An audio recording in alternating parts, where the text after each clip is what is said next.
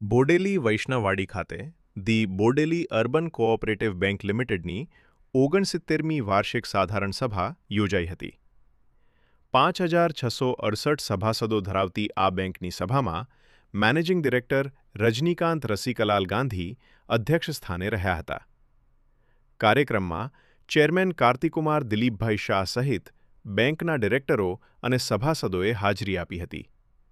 સભામાં બેંકના સીઈઓ શૈલેષકુમાર તલાટીએ વાર્ષિક અહેવાલ રજૂ કરતા જણાવ્યું હતું કે ગત નાણાકીય વર્ષ દરમિયાન બેંકે 50.75 લાખ રૂપિયાનો ચોખ્ખો નફો મેળવ્યો છે.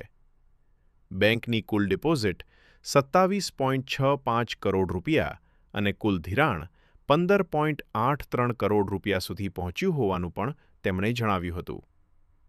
બેંકનો સીડી રેશિયો 57.24% અને CRAR 38.02% હોવાનું રજૂ કરવામાં આવ્યું હતું. સભામાં ગત વર્ષની કાર્યવાહીની બહાલી આપવામાં આવી હતી તેમજ બોર્ડ ઓફ ડિરેક્ટર્સનો અહેવાલ, સરવૈયું, નફાની વહેંચણી અને આગામી વર્ષના અંદાજિત બજેટ અંગે ચર્ચા કરીને મંજૂરી આપવામાં આવી હતી.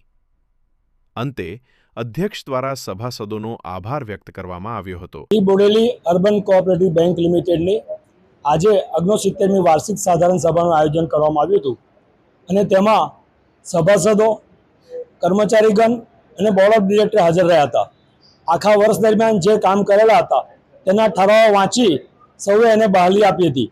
બેંક ઉત્તરોત્તર ખૂબ જ પ્રગતિ કરતી રહી છે અને હજુ પણ કરતી રહેશે એવો વિશ્વાસ વ્યક્ત કર્યો હતો અને સૌ સભાસદોએ એને સહર્ષ વધાવી લીધો હતો. સંખ્યા આજે થોડીક ઓછી હતી સભાસદોની. એનું મૂળ કારણ આ ગરમીનો પ્રભાવ લાગે છે.